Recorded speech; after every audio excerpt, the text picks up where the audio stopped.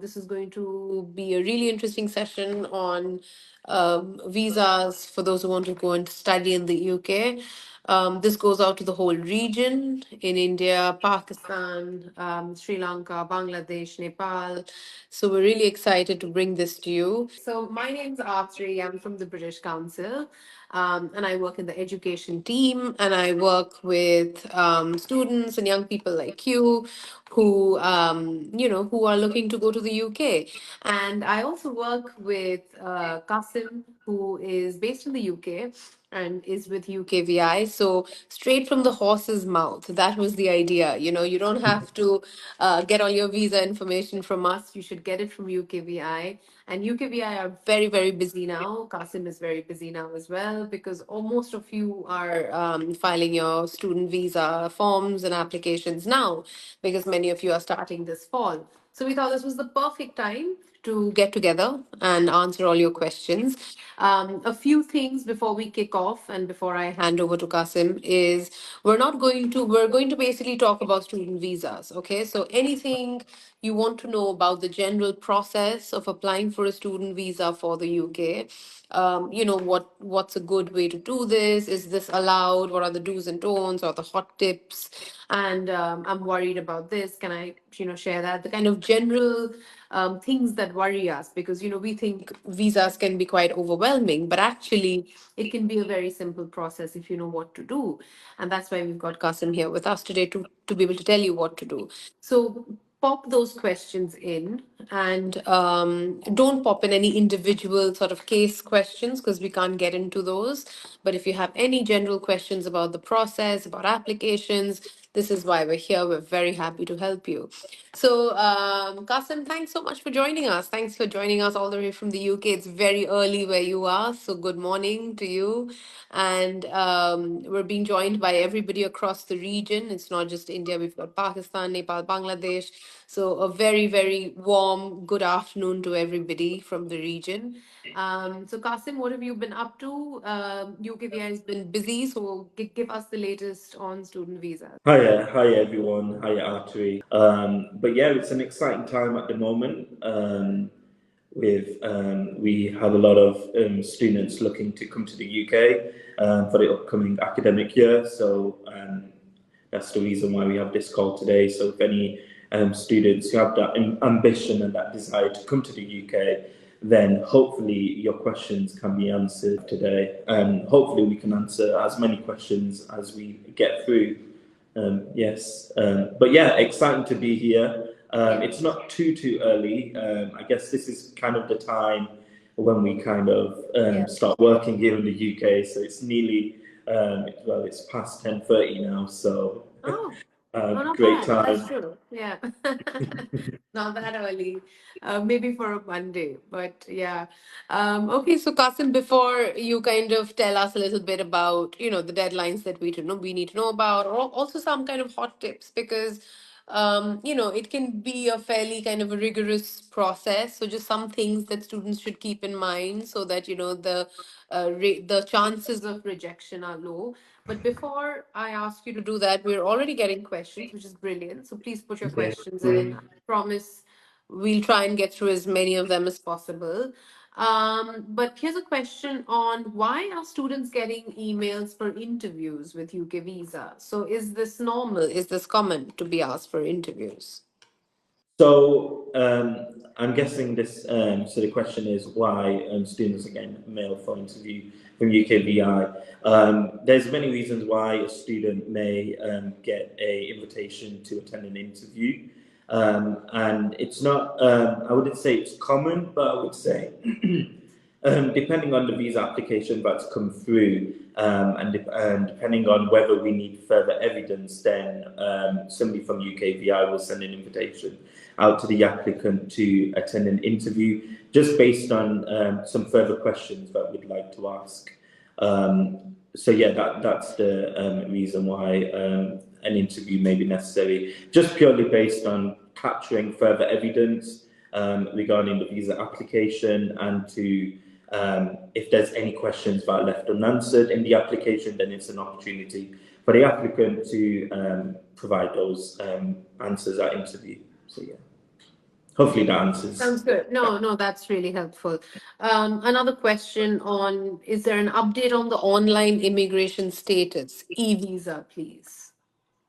Yes, so the e-visa process is something that we're implementing this hopefully this year, and by 31st of December this year, BRPs, that's the biometric resident permit, will be decommissioned.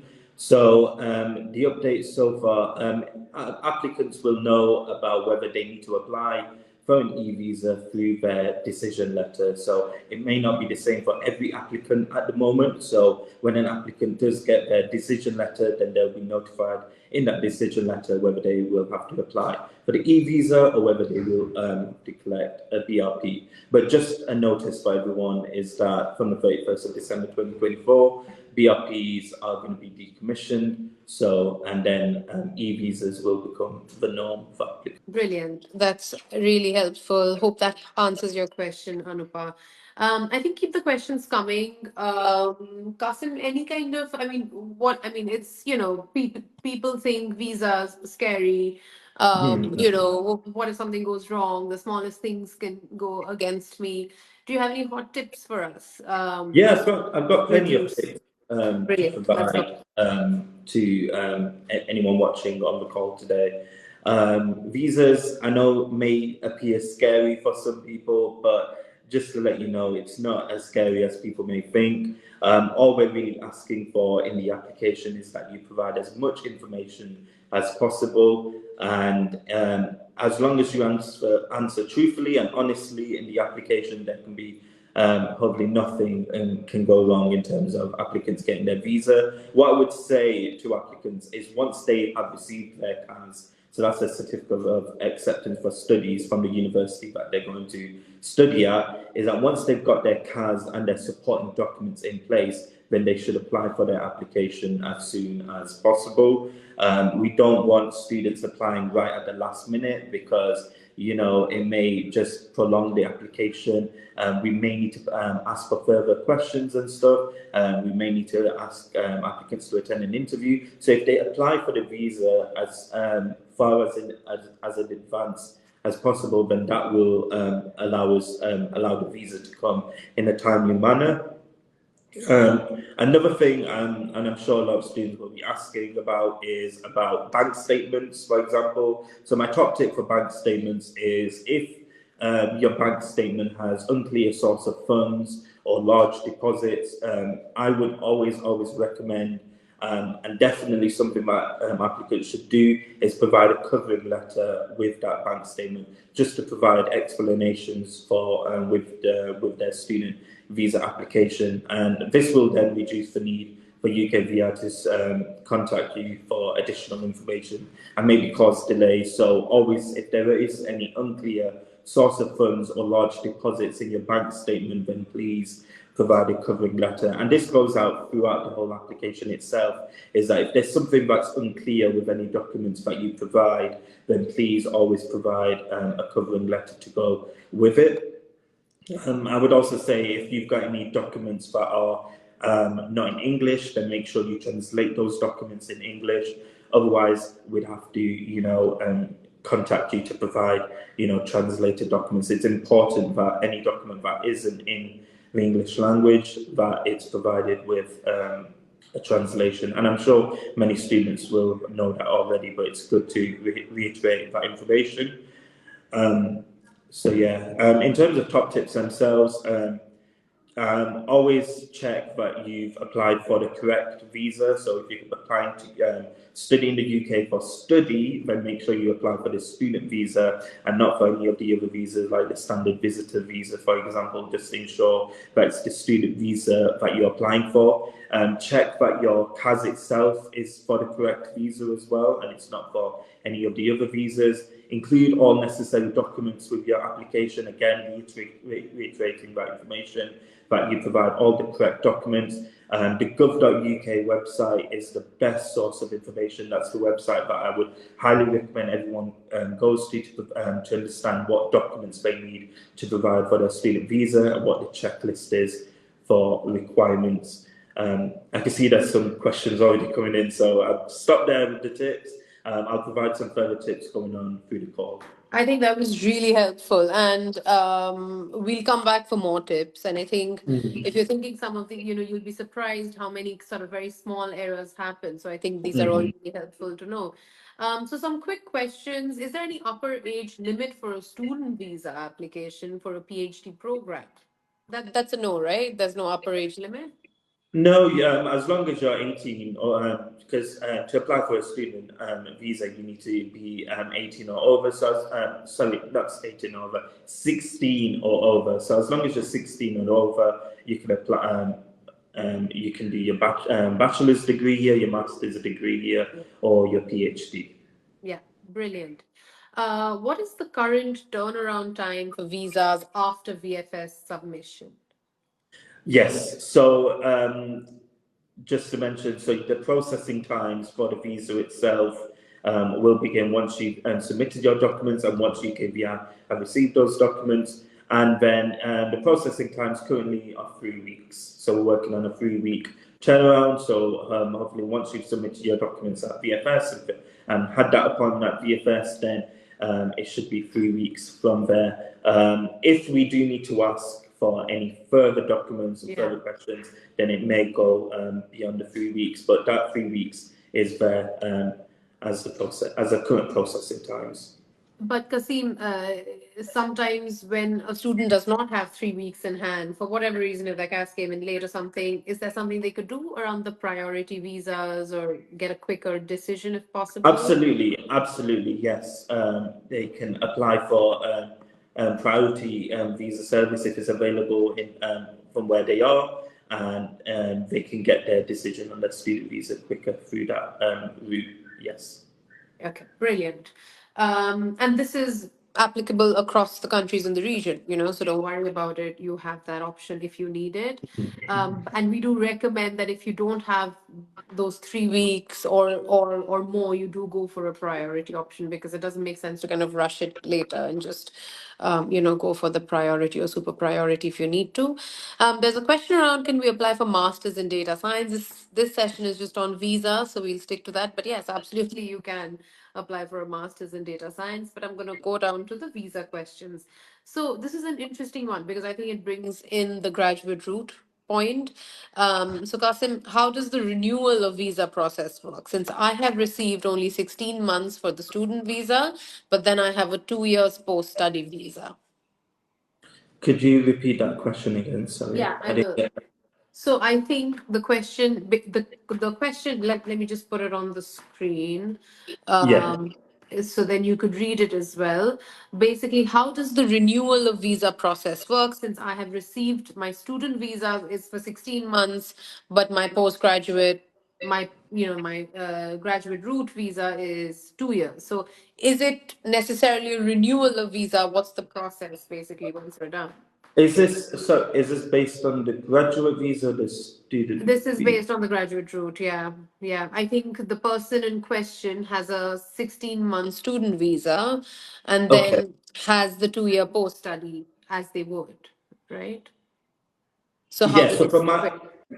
So the understanding is that in order for a student to apply for the graduate visa, they would have had to completed their study. Once their studies have completed, then they would apply for the graduate route. So if that's the question about asking, Yeah, that's the question. yeah. So in order to renew your visa itself, you would give it some time. You've got until the actual date your student visa expires. I'm slightly confused from this question because I'm just wondering, Let me are just, they I think, asking about, because I'm, no, I think, let me try to answer it as well because I understand where the confusion is. But just to say that your student visa will not be renewed because you're not going to be a student anymore after 16 months. So you won't be using your student visa once you're done studying, that's done. And then after that, if you want to stay on in the UK, and you can for 2 years if you're doing a Yes. master's, 3 years for PhD, then you have to apply for the graduate route, which you're absolutely eligible to apply if you successfully complete your degree. So, and that's a different process. It's online, and you'll know how to do that because the university will help you and there's enough resources on it. But it's not called renewing your student visa because your student visa would be done once you're done studying. Yeah. Kasim, I think that's correct. Yeah, I guess just to add to that, so yeah, with your student visa, if you are looking to then move on to the graduate visa, or say, for example, you've completed your course, say if you've come here and you've done your bachelor's degree and then you want to move over and do your post graduate degree, then Yeah. you would then just apply for a student visa with those new details of your postgraduate degree. If you're moving on to the graduate route, which is where you say for a further 2 years, it's only for 2 years, then you would apply for the graduate visa Yeah. Yeah. Perfect. as soon as your study finishes. Yeah. Yeah, yeah, that's brilliant, and I think that helps hopefully. Mhm. There's a question around, I think UKVI is sending some missing data emails from UKVI. This seems like an individual query, so we'd request you to probably, email, on the official email for that. But I don't know if you can see this, Kasim, in the chat, but basically Yeah. there were students from Chandigarh who got emails around missing data. So is this common? Is it just request for more information? What do you think it is? But I'm again, not. not speculate if we don't know what it Yeah, is. I don't want to speculate either. I'm not Yeah, aware of that email that's going around correct. about missing data. So yeah, just Yeah, I'm not. just write. We're not aware. Yeah, just write to the official mail, and I'm sure they'll get it checked. Okay, this is an interesting one. If a student got a visa and then decided to go next intake, what do they do? So if a student, sorry, can you maybe So put a the question student on the got, screen? so a student has received a visa to go this year, let's say, but then they decide after that they don't want to go this year, they want to go next year. So what do they do in terms of the visa? That's gone, right? And you have to apply again? Yes, yes. So you would, if you don't want to go during the current intake, then you would just have to apply for the student visa next year with the new details from the university that you would like to attend. Yeah, Yeah. brilliant. But then I would Yeah, because also your ask visa, that you, yeah, I would, sorry. you would have to notify UKVI of that decision as well. Okay. I hope you all heard that. So if you don't use a student visa that's been granted to you, you need to inform UKVI that you won't be using the visa, but you cannot defer the visa. That's not possible. Mhm.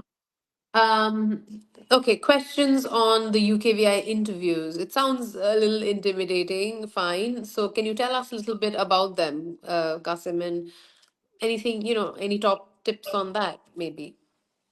All I would say with the interview is that if you have been invited for an interview with UKVI, is answer all the questions that you are going to be asked honestly and truthfully. Like I said before, as long as you answer everything honestly and truthfully, and you know that you're providing honest and true answers, then there isn't really anything that can go wrong with the interview. As long as you're honest, that's all we care about. As long as you provide the correct answers to the questions that you're going to be asked, that is all. Realistically, the interview is there for you to provide extra information with your application. It's not there to be intimidating. It's not there to make you nervous or make you anxious or anything. It's just there so that we can collect some further explanation on your visa application. So as long as you're truthful and honest, there really shouldn't be anything that can go wrong with your interview.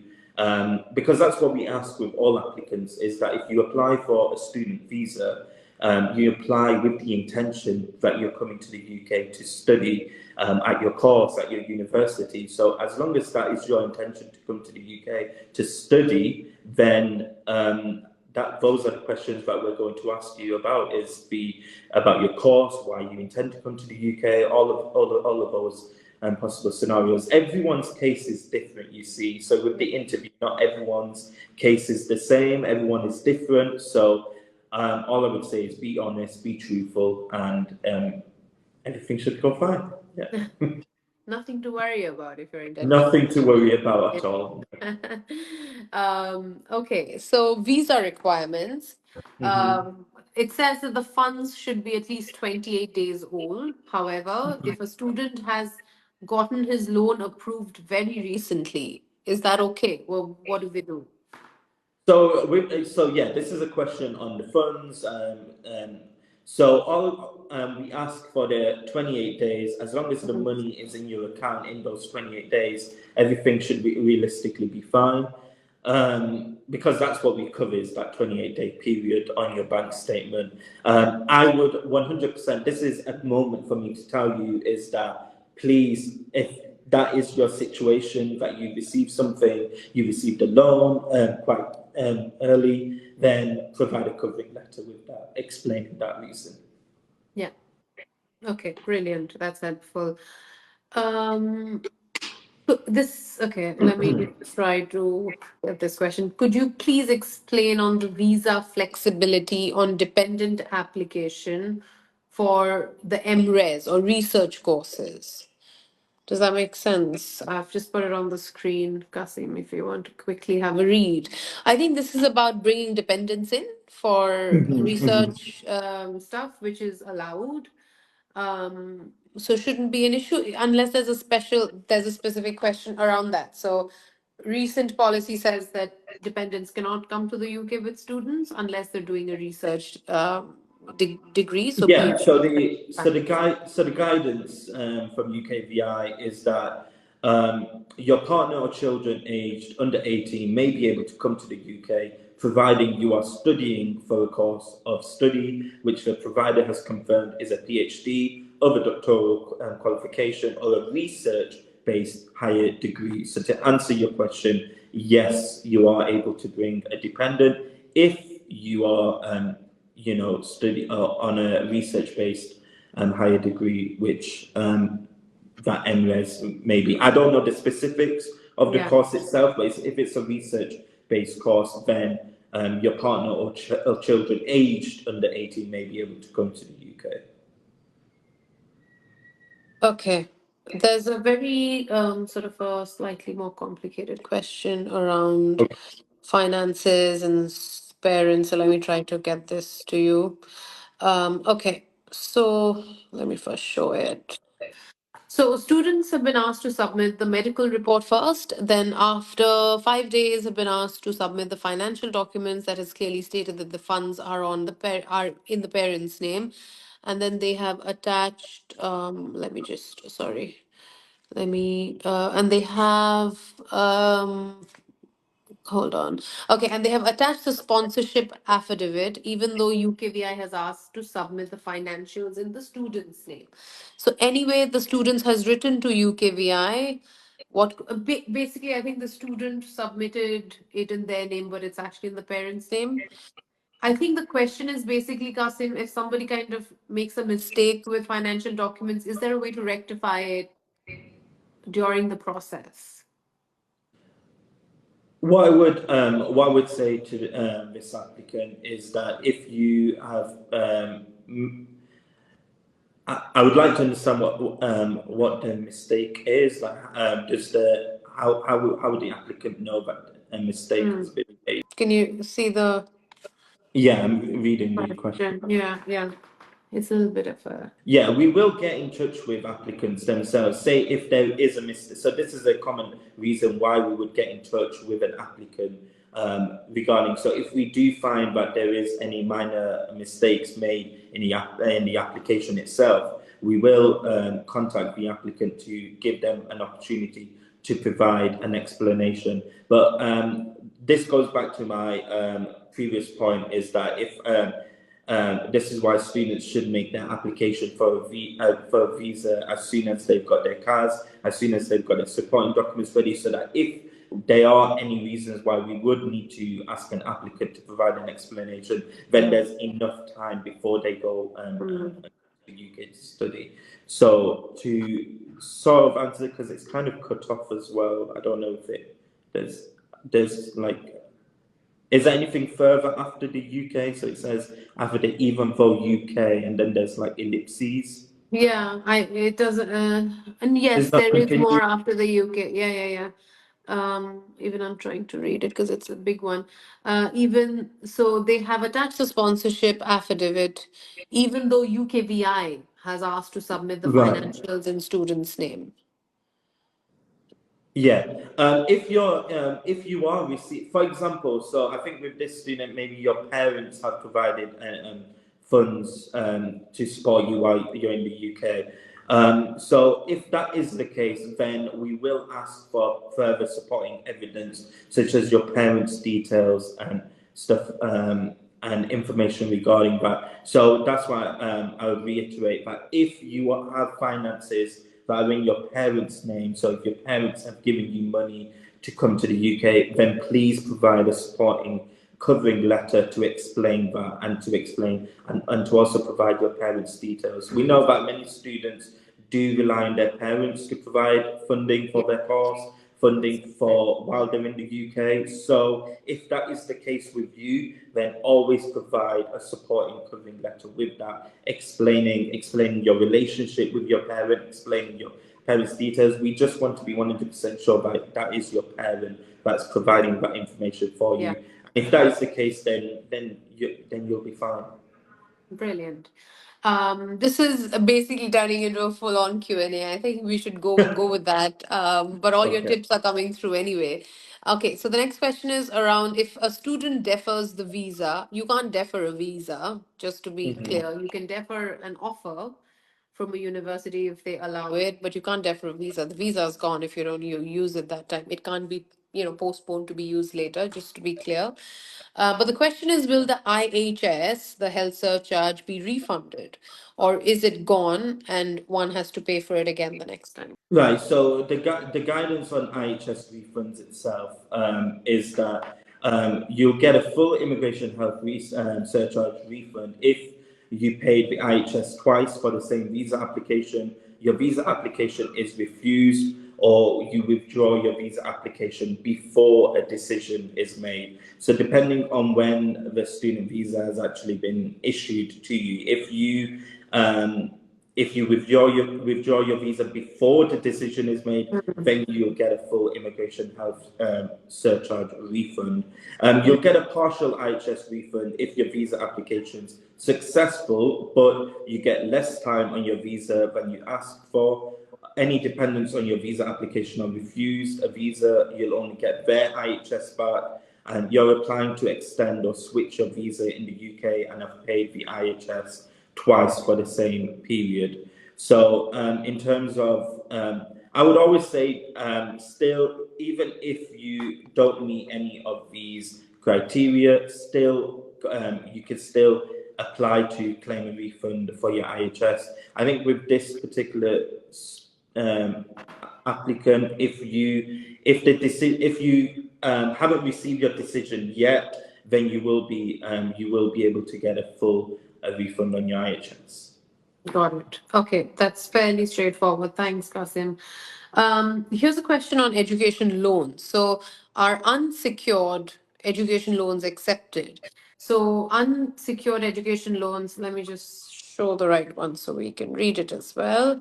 Yes. The loan is fully sanctioned and ready for disbursement, but like other typical or secured loans, which are against property or fixed deposits, this has been sanctioned on the basis of income and hence called unsecured. Would that be acceptable? Again, I would request that the applicant provide a supporting letter, a covering letter explaining that. I can't really go, and I think this is a bit too much of a detail about unsecured loans and stuff. Hmm. Yeah. So yeah, if like I said, be honest, be truthful in your application, provide that supporting that covering letter with it, and the decision will be made on merit by our decision makers. Yeah. Got it.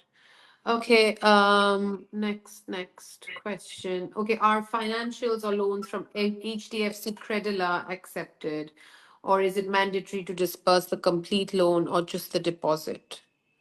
I think these are fairly detailed questions around. Let me again show the right question. HDFC Credila should be accepted, is my understanding. Yeah, but we can always come back with a clarification on that. Do you think? Yeah, I'm struggling to understand what HDFC is. It's Maybe. a specific, it's a bank in India who does, Okay. and Credila, it's kind of specific to education loans. Right, yeah. So yeah, Yeah, if your loan is approved from accredited bank in India, yeah, then that loan should be fine if it's yeah, credited to you. Again, if you are in doubt with any of this, then do provide a covering letter explaining the full detail of the loan, and that should go hopefully in your favor. yeah. How do we inform UKVI that a student wants to defer to next intake and should he have to pay his visa fees again? Does he need to apply again for UK visa with fees? Kasim has answered this, but it's possible you joined later. So Kasim, if you don't mind, kind of Yeah, so sum if you up it. choose to, yeah, so if you do choose to defer your study to the next year, so you don't want to go this year, you want to go next year, then you will have to apply for a new student visa because the details of the university may have changed, the cost may have changed, so and even the CAS itself may have changed. So we would need that information. We can't, provide a visa for information that's from the previous year. It would need to be up to date information. So yes, you would have to apply for a new student visa Okay. for the year that you choose to defer to. Brilliant. I'm going to now quickly rush through the questions because there's quite a lot, and I'm conscious we don't have as much time. What if a student has been rejected before for a visa from another country? Would that affect the visa interview or the visa decisions? Again, I've reiterated throughout this entire life that be honest, be truthful in your visa application. If you have been rejected for a visa before, look at the reasons why you were rejected. I can't say that you'll be rejected again. Your Yeah. circumstances would have changed. So yeah, be honest, be truthful, do indicate in your visa, because I think there is a question in the visa application itself that asks if you have been rejected before. So 100% make sure you're honest on that question, because we will know if you have been rejected before anyway. Yeah. So yeah, I can't 100% say that you'll be rejected again if you applied again. Everyone, like I said, everyone's circumstances are completely different. Not everyone's visa application is the same. So yeah, depending on what reason you were given last time, I would definitely make a sound judgment on making another Yeah. visa application. Yeah, I think the fact that it was rejected is not a reason for you to be rejected. You would have to go into the details of that. So, Yes, yeah. yeah. Okay, is there any plus point or I think what they mean is, are there any kind of advantages for specially abled students in terms of visas? I would say not for the Yeah, visa process. as far as I'm aware, there isn't any. I guess this question is coming from someone who's asking about if there's any benefits towards mobility students coming to the UK or support with the visa application. As far as I'm aware, I'm not aware of any benefit like that from UKVI, but there may be organisations that do support. That's all I can say on that part. Is that there may be organisations in your local area or within your country that does support students with Yeah, disabilities, with mobility issues, and I would say maybe speak yeah. to those organisations if they're available. Okay. Is there a list of acceptable banks? Because some are accepted by the university, maybe not by the embassy. So is there a list of kind of UKVI accepted banks? I think there used to be, but there isn't one now, right? As And far we as I'm just aware, I mean, I could check. um I don't think there is one now, but they should be kind of authorized in your country, and I think that should be the Yeah, case. I would take a sound judgment, and I would say that if the bank is credited and official in your country, then that bank should be fine. But again, if you're in doubt, then do provide a covering letter with that application. But as far as I'm aware, there isn't a list of approved banks Yeah, from there isn't. UKVI Yeah. that we could provide. So definitely, if the bank itself in your country is accredited, is an official bank, then that should be fine then. Yeah, yeah. Is there an email ID, like where students can contact UKVI regarding any visa matters? So, is there any place where one can communicate with UKVI? Yeah, so first of all, I would strongly say that we do have processing times. So if your application is within processing time, so for Hmm. students, it's 3 weeks. So if your application is within 3 weeks, then you don't need to contact UK VI itself. However, if your application goes beyond the 3 weeks and you've not heard anything about your application, then I would contact. Let me just get the correct contact up. I think, Kasim, while you do that, I'm just going to look at a few questions. Yeah, sure. The current status of visa approval. I'm not sure what that means, but if you mean what is the process time for visas, a It's decision three, whether is three 3 weeks. weeks. Just repeating that for those who joined later. For a refund for IHS, yes. If you don't use the visa and you don't go to the UK, then you will get a refund on your health surcharge payment. There's no questions on banking. If they refuse to provide, okay. Um, Qasim, let me know if you've got the information and you want to share that. Mhm. Okay, so I think here there are some questions around some banks who are not able to do some of the things that would make the visa application easier. For example, providing the confirmation certificate for the 28 days period, etc. It's just kind of standard stuff. What measures can be taken to make banks aware of these processes? Well, the UKVI does work very closely with banks. It's required for verification and things like that as well, right, Qasim? So I guess that work Yeah. continues.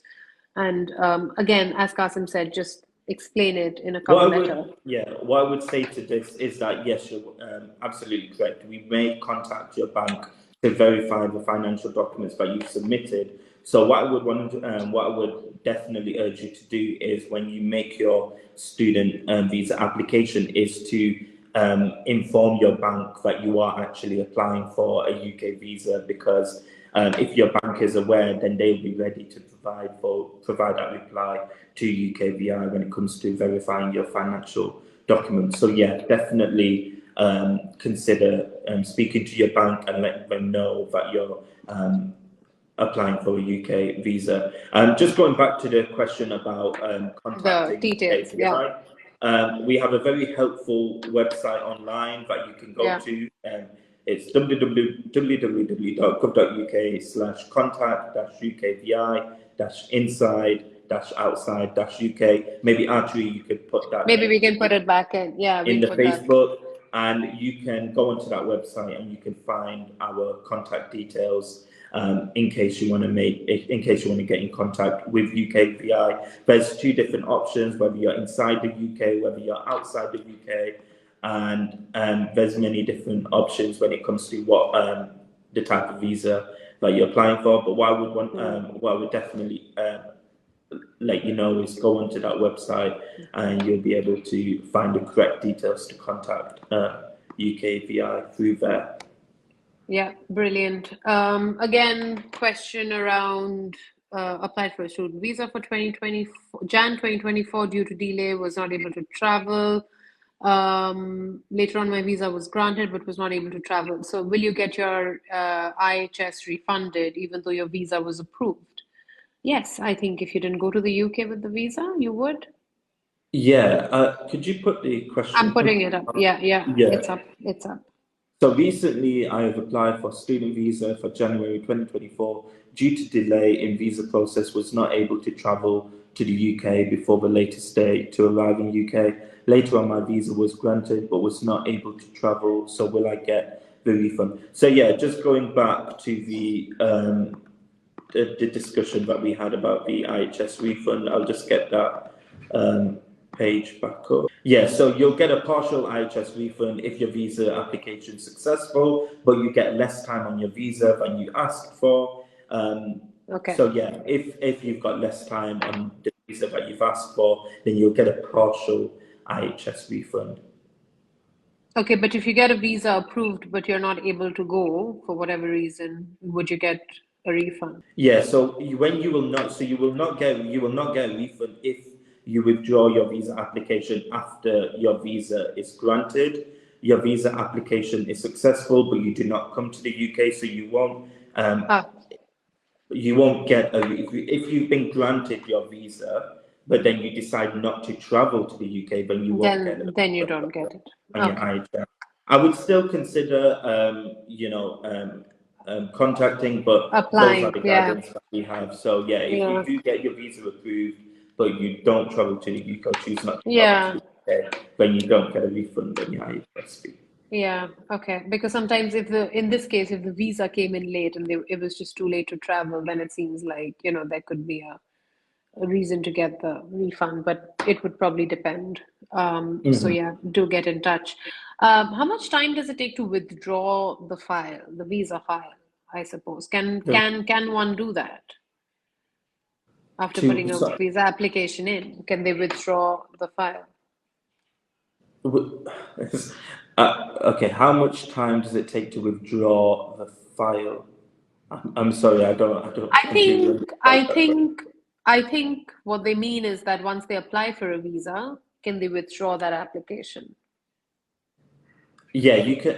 Yeah, absolutely. If you apply for your visa and you choose to withdraw your application, then you can do that. How much time?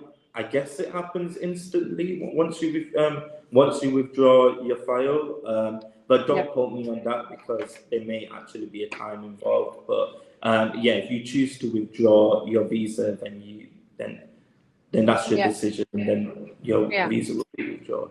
And would you get the visa fee refund? That's another question. Yeah, if you withdraw before you receive your decision, so you won't get a refund. So if you've provided your biometrics, for example, if you've gone to VFS and you've provided your biometrics, then before that point, you can get your visa fee refunded. However, after that point, your visa fee will not be refunded because you've provided your biometrics and we're in the process of providing a decision. However, for the IHS fee, if you withdraw your visa application before the decision is made, then you'll get a full refund on your IHS. All right, brilliant. A lot of those questions are around that. There's one question around the IHS and whether it covers the bills for a major surgery in a hospital.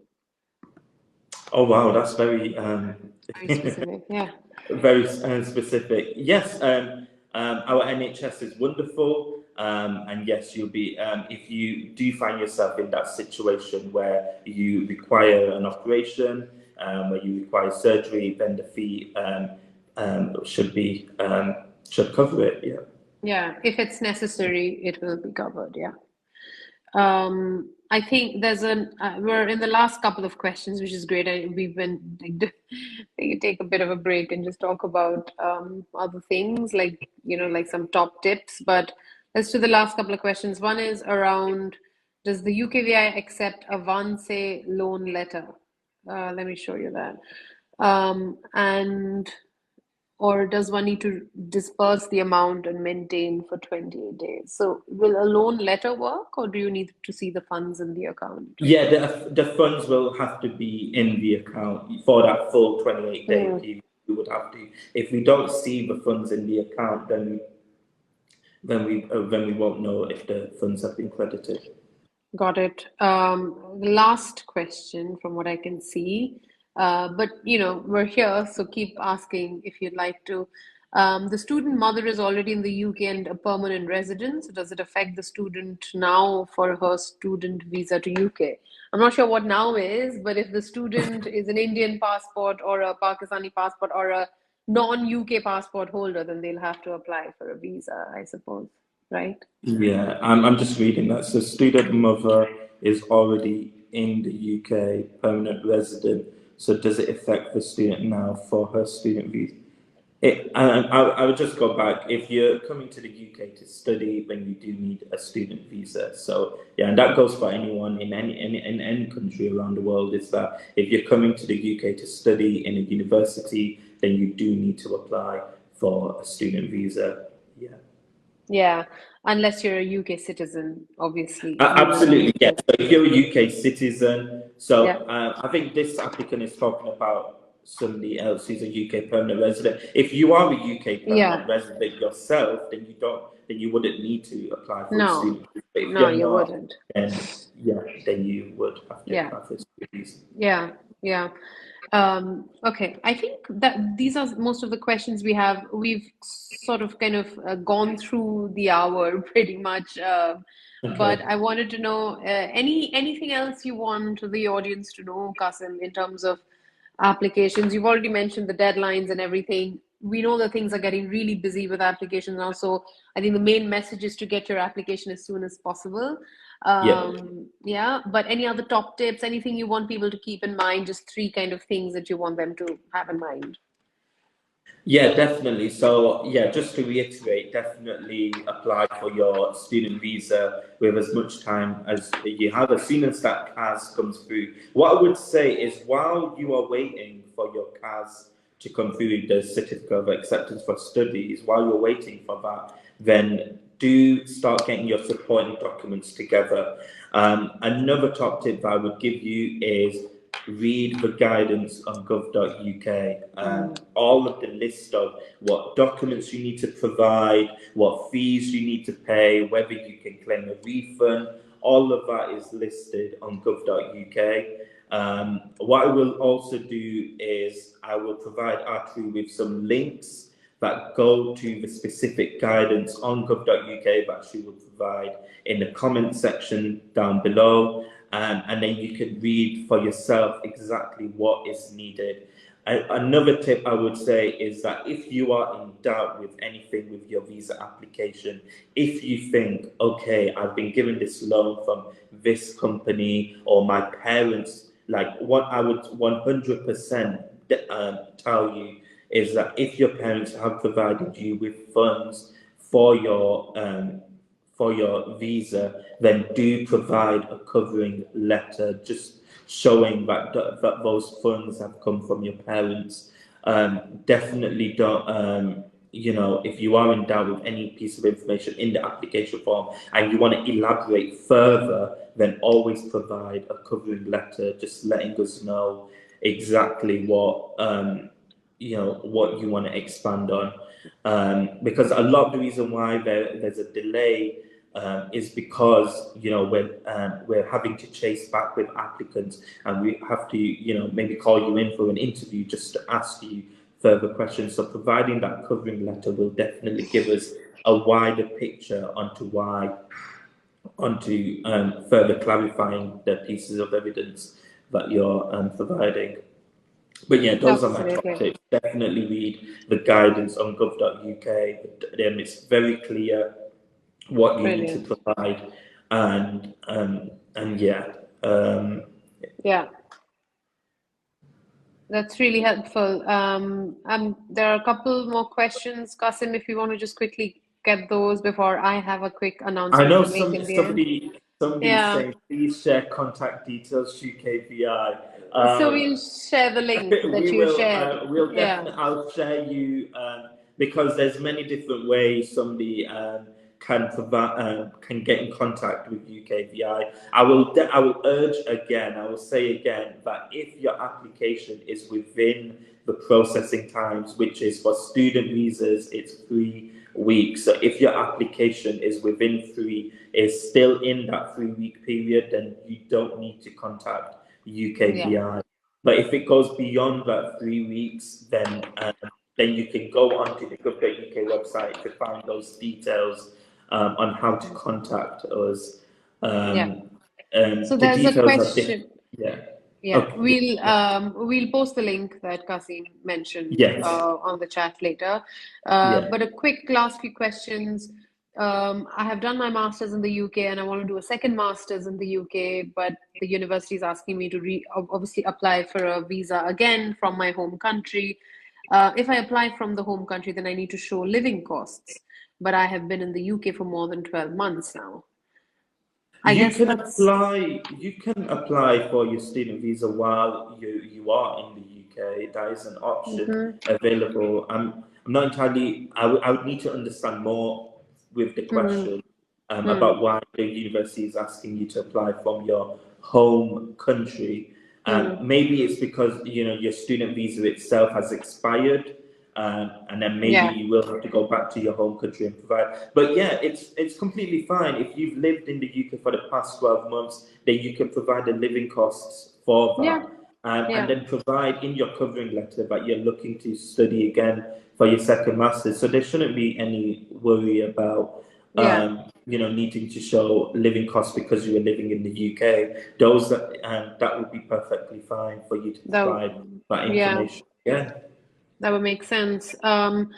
Does the IHS cover medicine bill, like the actual medication? If I'm not 100% sure about that, so I don't want to speculate and Yeah. answer that question. But um, yeah, as far as I'm aware, IHS covers any service that's been provided to you by the NHS here in the UK. Because yeah, I'd need to consult further Okay. with that Okay, we question. should try that. We can get back to you on that question. Yeah, we can reply on this chat once we get that. So Yeah, don't yeah. worry. Cool. I think there's questions around whether DigiLocker documents are accepted by UKVI for verification. So DigiLocker is something by the Indian government. It's a kind of a online, place to kind of keep your documents and have them kind of protected, secured, and verified. And if that's acceptable by UKVI.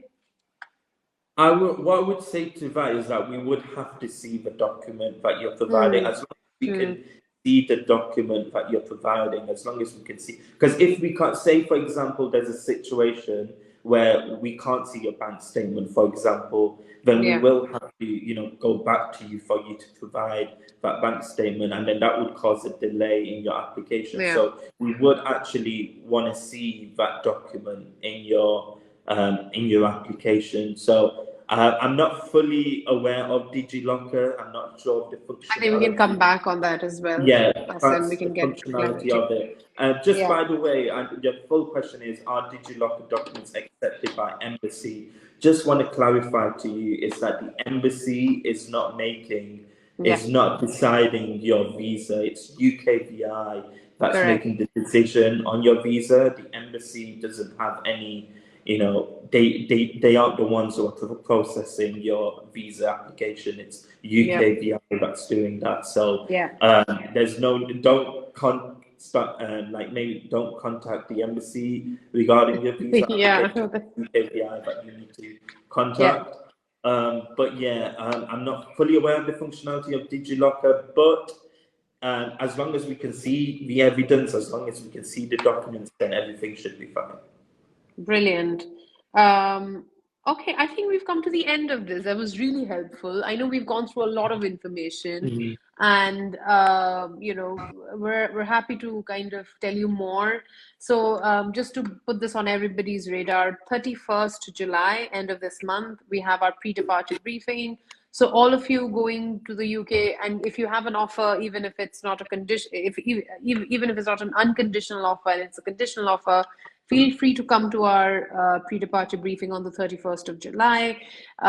It's going to happen from 3:30 to 5:30 p.m. India time. So you can do the calculations for the other countries. So it would be, for example, 3 p.m. to 5 p.m. Pakistan time, 4 p.m. to 6 p.m. Bangladesh, etc.